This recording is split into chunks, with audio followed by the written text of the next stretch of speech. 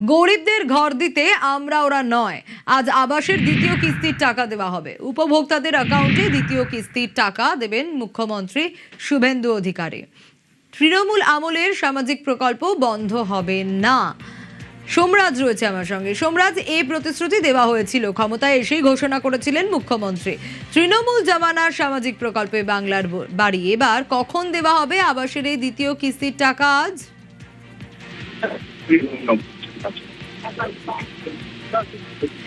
সোমরাজ, তোমার কথা স্পষ্ট নয়, একটু স্থান পরিবর্তন করা সম্ভব? আমরা নজর রাখবো। গরিবদের ঘর দিতে আমরা ওরা নয়। আমরা বহু ক্ষেত্রেই দেখেছি যে রাজধর্ম পালন করছে বিজেপির শীর্ষ নেতৃত্ব। আজ আবাসের দ্বিতীয় কিস্তির টাকা উপভোক্তাদের অ্যাকাউন্টে দেওয়ার কথা। কখন? সোমরাজের কাছ থেকে জানবো। সোমরাজ,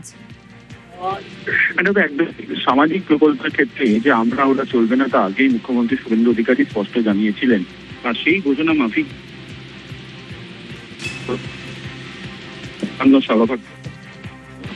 না সোমরাজ, তোমার কথা স্পষ্ট নয়।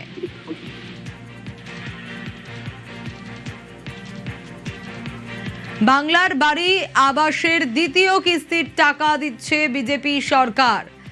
লিন্টন পর্যন্ত ঢালাই যাদের হয়েছে তাদের ক্ষেত্রে তো এই টাকা দেওয়া হচ্ছেই, এবং বাংলার বাড়ির টাকা গরিবদের ঘর দিতে আমরা ওরা ভেদাভেদ নয়।